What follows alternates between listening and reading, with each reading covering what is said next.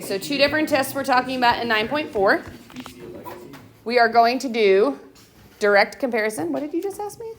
Miss AP doesn't teach BC. No, there is no BC class at Legacy. Why do you couldn't even teach the class you teach? I'll answer that when I'm not She recording. doesn't like it. All right. On 9.4, we're going to talk about the direct comparison test and the limit comparison test. If you like that common sense method that we kind of introduced last class, direct comparison is like really where you go for that. And it works for some. It doesn't work for all of them, which is why we learn like however many tests that we have on that yellow sheet of paper. But it's a good one. It's very, very straightforward. It's very common sense. So the direct comparison test says this. If you can compare to a similar equation that you know that one converges or diverges. Okay, I'll give you a minute to fill that in. You can make a conclusion about the one you're looking at based off of the convergence or divergence of another one that you know. So kind of how we introduced this last class, we know 1 over n diverges.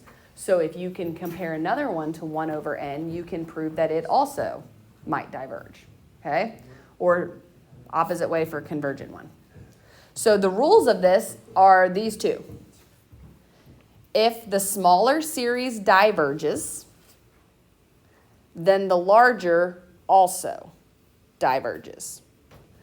So if you think about it, a smaller series diverging means anything that is larger than that also diverges. That makes sense, right? The opposite way is if the larger series converges, then the smaller one also converges. Any issues with that concept? Now, I kind of forgot what converging means the whole thing comes down if you summed it up to like one number. Diverging means it just continues to get larger and larger out to infinity. So then it makes sense. All right, now, a note on some of these is that it's not always based on just the first couple terms you might think about. But it's based off the sum of the terms as n approaches infinity. So when you try to look at 2 of these to compare them, and you have to think about which one is larger or smaller, be careful to think in infinite terms, not just like n equals 1 and n equals 2, because it's not always true. Sometimes one of them's larger to begin with, and then they switch out. Okay, so we're going to see an example like that today. So our first example here is 1 over 2 plus 3 to the n. When you pick something to compare this to, you want to compare it to something that's pretty similar to it. So the obvious one to compare this to would be 1 over 3 to the n. Because the only difference between them is that little 2 plus, which doesn't really make a whole lot of a difference on it, right? And the reason we'd really like to compare it to 1 over 3 to the n is because we can think about that 1 over 3 to the n as 1/3 to the n power. What test does that make us think of? Oh, the geometric. The geometric one, right? Because that is an r value. That's a multiplier, right? And because that r value is less than 1, what do we know about 1 over 3 to the n? Converges. It converges. So because that converges, we can then use that to see maybe something about this other one, right?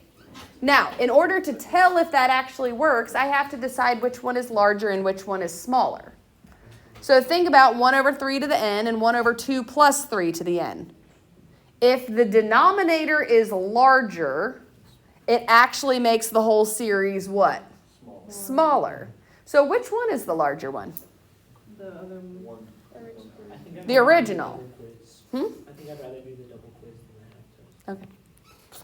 So the 1 over 3 to the n is larger, and the 1 over 2 plus 3 to the n is smaller. And that will be true forever, right? Because every term of 1 over 3 to the n, you're adding a 2 to the bottom of, which is going to always make that one smaller, no matter what n you're looking at. So based off of this direct comparison test, since we know 1 over 3 to the n converges, that's the larger one, what do we know about the smaller one? It also converges. So since the larger converges, the smaller also converges. That's direct comparison test. There's no work other than writing down what you're comparing it to. That's all we know. Yes, sir. So if it was like -2 plus 3 to the n, that -2 would keep this test from working Yes, correct. entirely? You might be able to compare it to something else. It wouldn't work if you compared it to 1 over 3 to the n. But maybe you could compare it to something else, yeah. Because that would make that one always larger than that one. They wouldn't work for a convergence, yes. Correct. All right, second example. The obvious thing to compare 1 over 2 plus root n to is 1 over root n. Because they're very similar, again, except for that 2 plus. What do we know about 1 over root n? What test does this make us think? That's P series, and what does that mean about that one? That one diverges. Okay, so real quick, think about this. This one's larger, yes? The 1 over root n? In the same way that the last one, that was larger. Okay, and that one's smaller. How is it larger? So it's larger because the denominator is smaller. Oh, okay, yeah. Yeah? So I actually have to walk my brain through that every time I look at them. I'm like, the denominator is smaller, so that makes the series larger. Yes. All right, so that one's larger, that one's smaller. We just said that one by the P series diverges, yes? So kind of like what Jack was just saying, does this work for this one? No. So because the larger diverges, that doesn't help me. So I have to compare the 1 over 2 plus root x to something different. Wait, why doesn't that work? Sorry. So if the larger diverges, it doesn't prove that the smaller diverges. So look at the rules above. If the smaller one diverges, it would prove the larger one diverges. If the larger converges, then the smaller converges. But it doesn't work that direction. Okay? Think back to geometry when you talk about contrapositives and all of that. That's that kind of logic. If this, then this. But yeah, if the larger one diverges, that doesn't tell us the smaller one diverges. It could converge because it's smaller. It's possible. In which case, we'd have to use a completely different test. But if you can pick something different to compare it to, that does help you. For example, what if instead of comparing it to 1 over root n, we compared it to 1 over n? Okay, what do we know about 1 over n? P equals 1, which means it what? Diverges. Now, that still diverges, but let's reason this out. How would that help me? Is it small? Yeah, how can we show that that's smaller, though? How can we reason out that that one's smaller this time? Increases in the denominator at a faster rate. Right, so let's check the first couple terms, though. Think about the first couple terms. If n equals 1, okay? So if n equals 1, what is the harmonic one? This one. 1. That's 1. If n equals 1, this is what? 1/3. 1/3. So right now, which one's larger? This one. But remember we had that note kind of at the in the middle of the page that said we're looking at the whole thing, not just the first couple terms. This is one that's a little bit tricky because if I keep going, this is 1/2. That's still going to be larger than this. If I keep going, this is 1/3, still going to be larger than this. What about 4? This is 1/4 and this is 1/4. Oh, all of a sudden they're equal. What if I kept going? Maybe pick something easy to square root like 9. This is 1/9 and this is what? 1/5. So all of a sudden after 4, what happens? They flip. So do you really think if we're going the whole way out to infinity that the first 4 terms being larger on this one matters? No. So as a whole, we would actually call this smaller based off the fact that it is smaller from 4, larger than 4 out, right? Because in the terms of infinite terms, 1 through 4 does not matter at all. So we're going to call that one smaller and this one larger based off of the terms after 4. So now, what did we say we knew about this harmonic one, 1 over n? By the p series, this does what? Diverges. So now because the smaller diverges, what does that tell me about the larger? It will also diverge. So why should we compare it to 1 over n? Because it is still. You can compare these to anything. You could pick anything out of your head as long as you can prove which one is the smaller and which one's the larger. A lot of times we will pick something that is very similar to it, but you can choose whatever you want as long as you can show if the smaller diverges than the larger does. So realistically, most of the time we will compare it to something that's very similar. But At this time, would you please release all of the track students that will be leaving for their track meet? All track Is that you? students. Thank you. I don't know. And realistically though, like 1 over n is actually not that different from that because you're just changing the exponent slightly. So you're not going to like throw something completely random at it probably, like 1 over 3 to the n. But I mean, it could work. It's possible. I thought it was like you had to pick a part of it. Doesn't have to be exactly like that, no. The next one we do have to do like very much a part of it, which we will see on the back. All right, so flip to the back. We have one more test to talk about. Oh, real quick, let's pause. Grab your yellow sheet. Is the yellow sheet helpful to us? Because I feel like it helps me keep my brain straight. No, you're just going to get it in your head before that. All right, what do we need to write on the direct comparison test? If the smaller one diverges, then the bigger one. Because it already says in the first box, goodbye, Dylan. It does say to compare to a known series that is altered slightly. I would personally just write under the converge and diverge if the larger, I always have to reason that out again in my head. If the smaller diverges, then the larger diverges. If the larger converges, then the smaller converges. So on your yellow sheet, fill that out. That at the very top. I'll leave that up there for you. If the smaller diverges, then the larger diverges.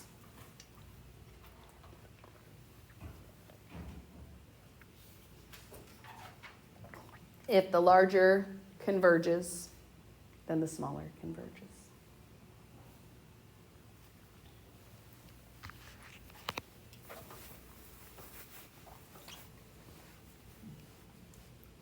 Now, one of my favorite ones is the second one we're talking about today, the limit comparison, because it has some algebra in it, and it's just a little more fun than kind of picking a random one to compare it to.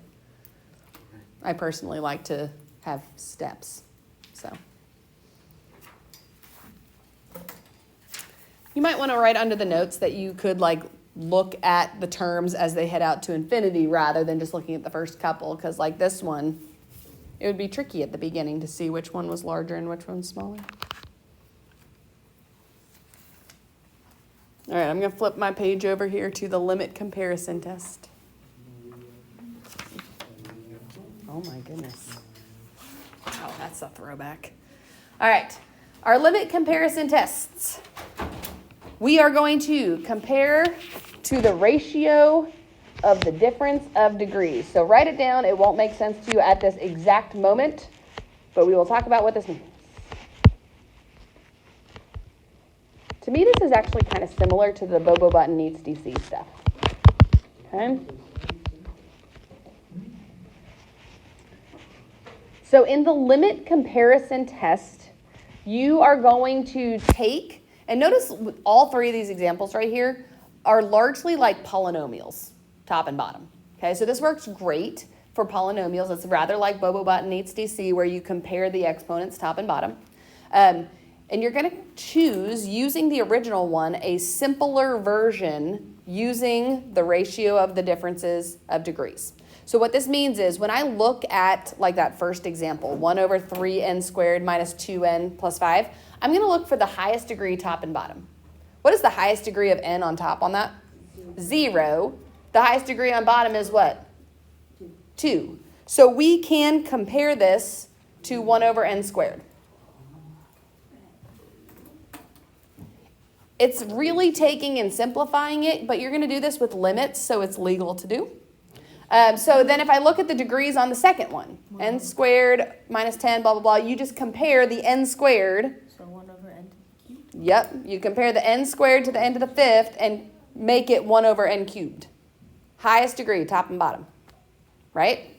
And always reduce. You don't have to write the n squared over the n to the fifth, but that's where you kind of mentally start. Now the third one, is a little bit trickier because what have we thrown in there? 2 to the n. So if you need to do this with something that isn't fully a polynomial and there's like an exponential involved, you need to include that. So when we do the comparison, it's going to be n times 2 to the n on top over n cubed on bottom. So what you can compare that to then is a 2 to the n over n squared. You can only reduce the powers that you can, but this will still help you. And you're going to see that on the third example as we go down the page. Okay? So what we're going to do with this is we're going to use a limit, which is why it's called the limit comparison test. So if on these, the limit of the original function over the new function, which is what we just said we would compare it to, equals a positive constant, must be a positive constant, then either both converge or both diverge.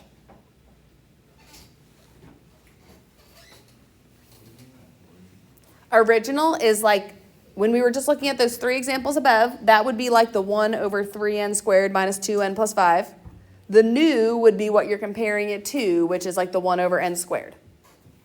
So we're going to set that up, and now the 3 examples below, or the 2 that we're going to look at, I should say, are going to be 2 of the ones that we just looked at. So we already know what we're going to compare them to, and we'll just work through the math of it. Okay? All right, so we just talked above about this one, and we said the easiest thing to compare this to would be 1 over n squared, yes? So what you're going to set up then for yourself, and also you want to compare it to something that you know. So like, what do I know about 1 over n squared? It's a p series, and because p is larger than 1, what do we know? Converges. All right, so keep that in your head because this is going to show either both converge or both diverge. So if this works out to a positive constant, then we know what about both? They both converge. So we'll see. So you're going to set up for yourself a limit. Now, I'll show you kind of the long version of it on this example, and then we'll start shortcutting a little bit. Long version is take the limit of the original fraction over the new fraction. Now, you're going to see pretty quickly we're not going to write that step most times because you guys are all well past the point that you know how to like flip and multiply. Yeah? So your second step would be to write it flipped and multiplied. Or your first step when we start skipping that, like immediately. Now, why does this help me? Because I'm doing a limit at infinity. We can use Bobo-Bot and HDC, which is why this like really reminds me of this. So when we get to here, we are now having, when we multiply together, n squared over 3n minus 2n plus 5, yes? 1/3. And because of our Bobo-Bot and HDC rules, we know this works out to what? 1/3. Because this is 1/3, which is a positive constant, this tells me what? It converges. It converges. Not so bad, huh? Personally, this one kind of just feels fun to me. I don't know why. It's a little bit weird. Any issues on this one? All right. We're going to look at one more example, and then we're going to just do kind of a lightning round of practicing our common sense. Like, can you just see if it converges or diverges? Okay? You're all going to have to control yourself to not, like, yell answers. All right. Example 2. We already kind of said what this one was going to compare to. because it's got a 2n, or 2 to the n on top with an n, we were going to compare it to 2 to the n over n squared, yes? So immediately, I'd rather you never wrote big fraction over big fraction. It's better to write big fraction times reciprocal of the bottom one. Now, before we get there, this one that we were going to compare it to, we already know it diverges by the nth term test. I could show you why if you need to. We did this one last class, or 2 classes ago. Okay?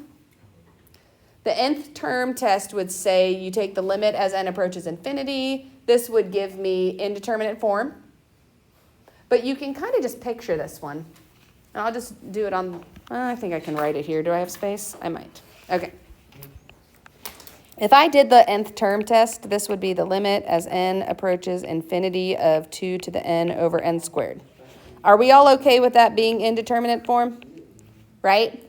But just to kind of speed round that, if I took derivatives of those, right, because that means L'Hopital's rule applies, the top would be first become 2 to the n times ln of 2. The bottom would become 2n. That doesn't work. That's still indeterminate form. But if we went one more derivative, the top is just going to keep being 2 to the n and adding another ln of 2. But the bottom's going to turn into 2. So this, if I went one more round on this, would be 2 to the n ln of 2 squared over 2. Can we tell that that would be infinity over 2? So because it's infinity, it diverges. Be okay with that? The highest degree for n right here is 1, and this is like, Yes, it cancels. That's where we got that.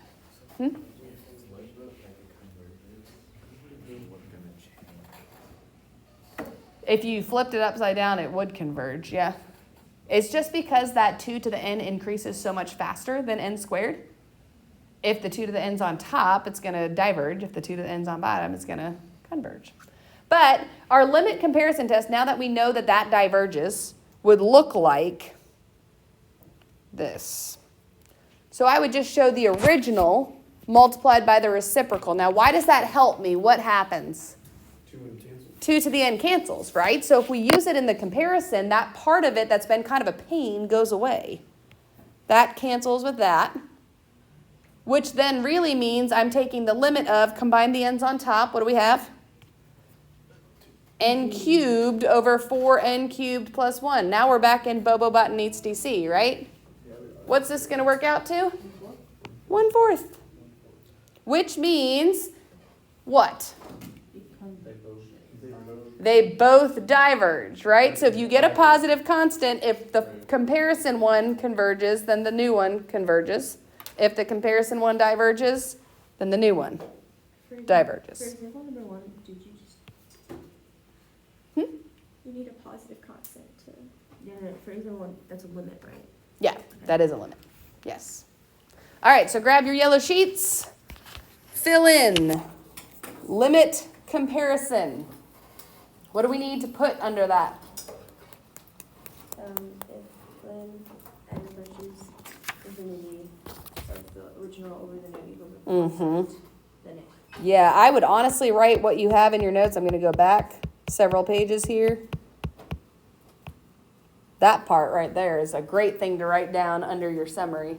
If the limit as n approaches infinity of the original over the new equals a positive c, then both converge or both diverge.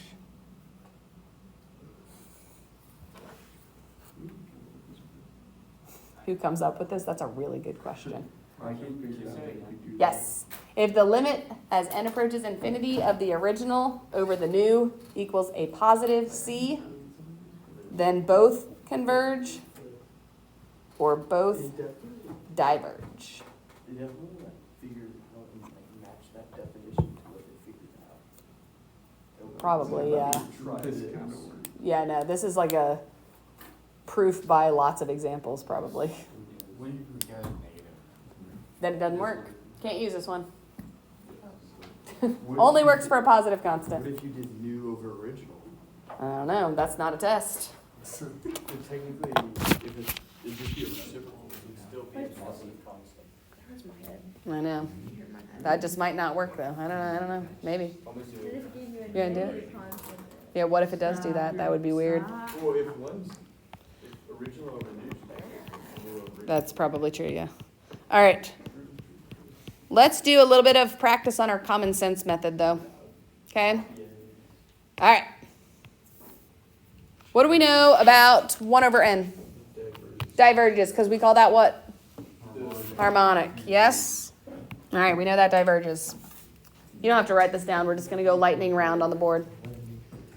What about 1 over n plus 2? Diverges, because that's very close to the harmonic, right? The plus 2 doesn't actually change anything. And that actually, by our direct comparison, is just slightly larger, yeah? Yeah, good. All right. What about this one? Diverges, why? Very similar. Yeah, direct comparison, because that's even larger than 1 over n. Well, even smaller, I mean the denominator is even larger. I just keep thinking that in my head.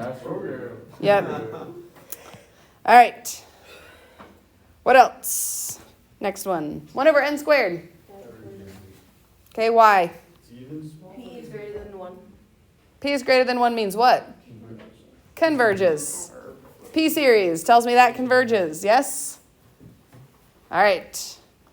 What does that mean about this one? Converges. No. If you kind of just reduced that, that's basically 1 over n squared. So then it converges. Converges. What about this one? Converges, because what do we say about 2 to the n or anything to the so n? fast. That's huge on the bottom, right? So that makes it very small. Converges. All right, now what about this one? Oh,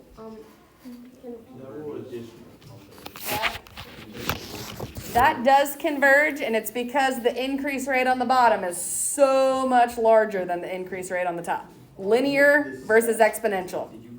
Huge difference. Okay? Also converges.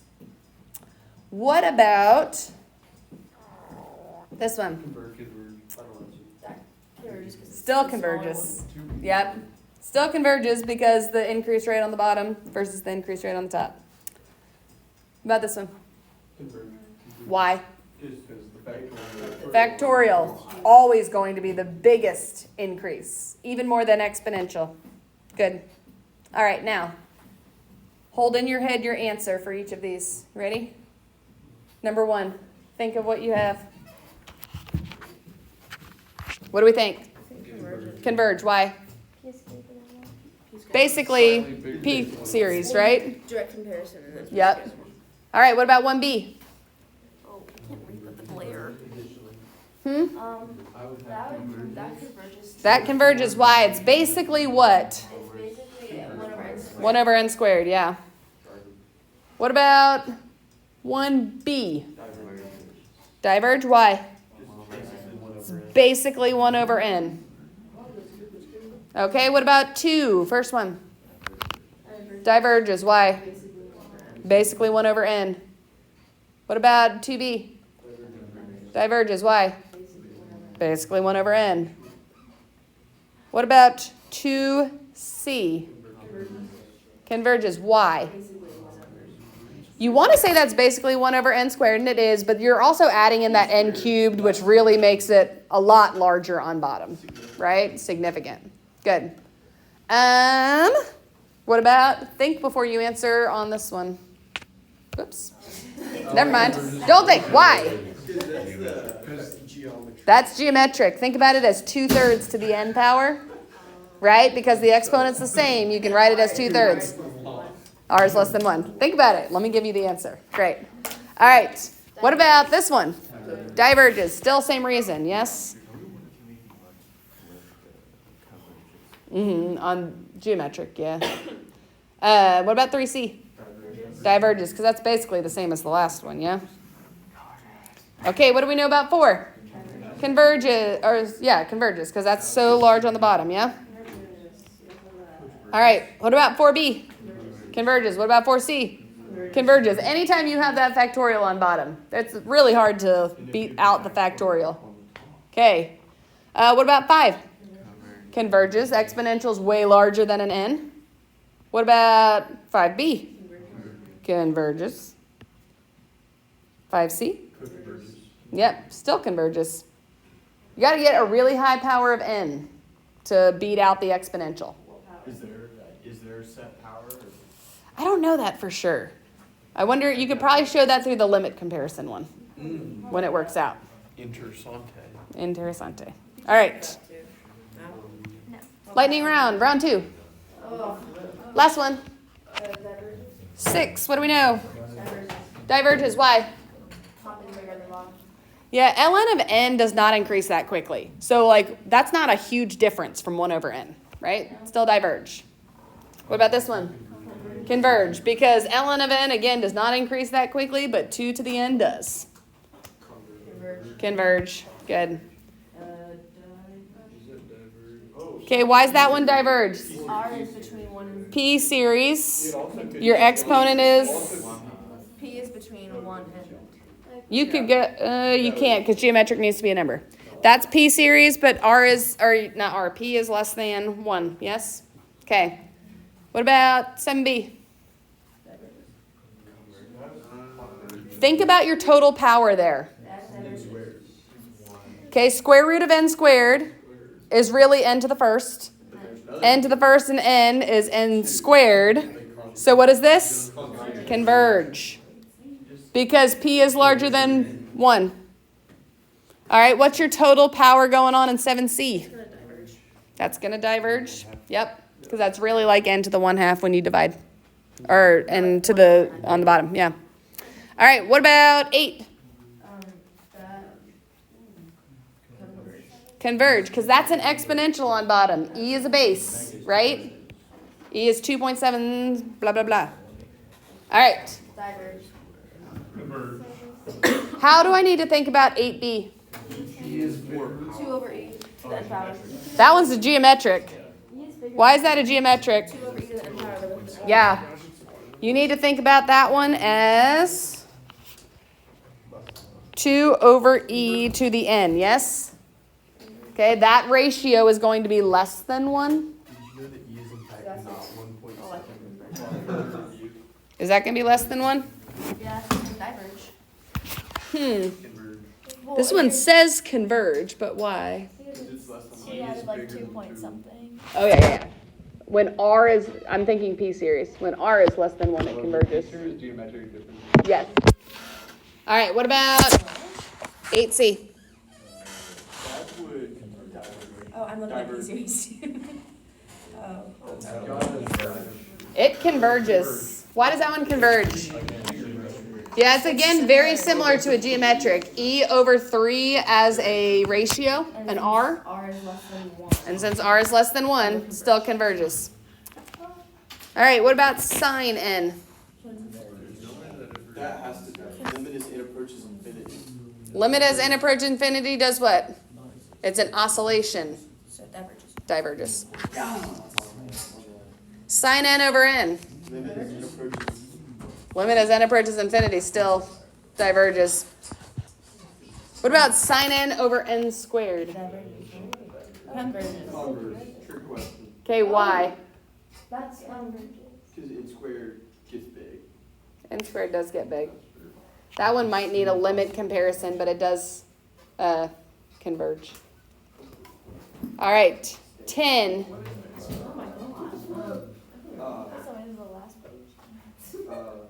Oh, that's this. That would converge, because it doesn't matter if it's negative. Exactly. That's that absolute value part. That -1 to the n plus 1 does not matter at all. So you really think about that as 1 over n squared plus 1, which is very similar to 1 over n squared. Converges. Okay, so then 10b is very similar to 1 over root n. Diverges. 1 over 2n plus 1? Diverge. Why? Because that's very close to harmonic. Yep. All right. That's all I got for you today. Okay. Hopefully our lightning round actually kind of helped you nail down some of like what you're thinking about with those. Yeah.